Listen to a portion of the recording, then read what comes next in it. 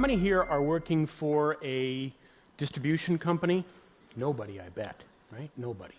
One person, and you had to plead to let them give you the time off. Talk about a thin margin business.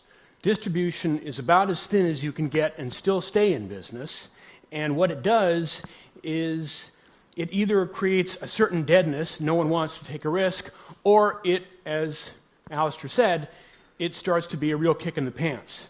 I was lucky to be the CIO for a company that got that kick in the pants.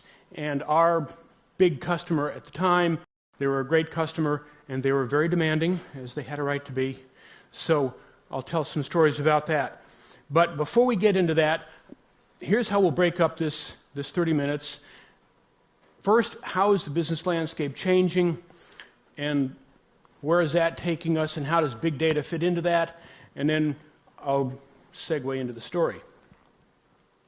So where we start right now is we're into this new century, but we're only in the first, well, we're now in the second decade of this century, but we still, for the most part, are thinking about what happened in the last century, and the new century is only beginning to make itself felt.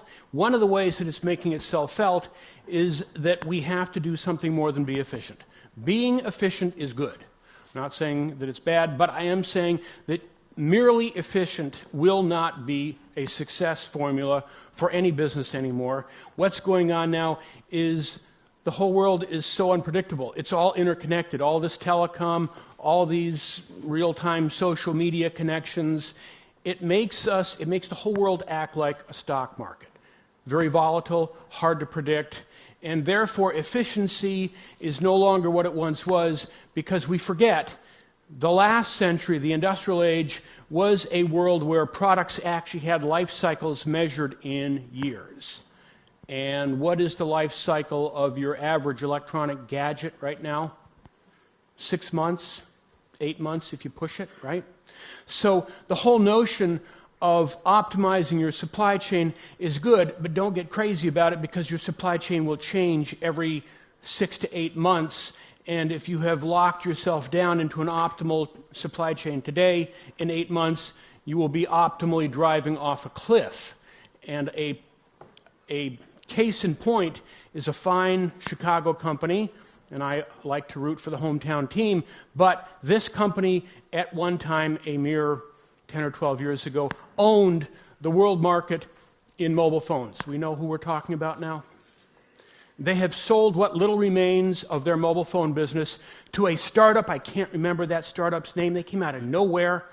And this company, the hometown team, had engineers, some of the best engineers in the world. They probably, right up until the bitter end, made the highest quality, lowest cost cell phone in the world, and nobody really cared about it. And it is a case in point to think about when you start discussing efficiency. If you are not moderating your efficiency with responsiveness, you will die.